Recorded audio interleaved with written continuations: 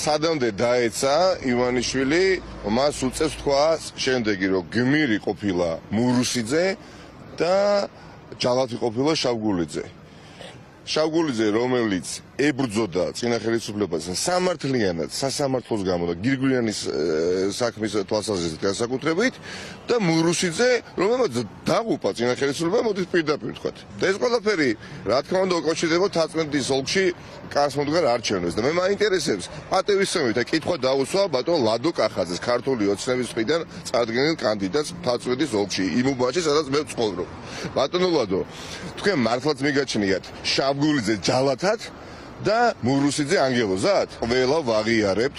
ვიყავით წინა ხელისუფლებაში თუ არ ვიყავით, მნიშვნელობა აქვს, რომ მურუსიძე და მურუსიძეს დარი ხალხის სასამართლო სისტემაში, ზოგადად სასამართლო სისტემა, როგორც ასეთი არ არსებობდა. და იმართებოდა პროკურატურის მიერ ზუსტად მურუსიძეს ხელით. და ამიტომაც ნაციონალურ მოძრაობა ჩაბარდა, ასე ვთქვათ, 2012 წელს ოპოზიციას.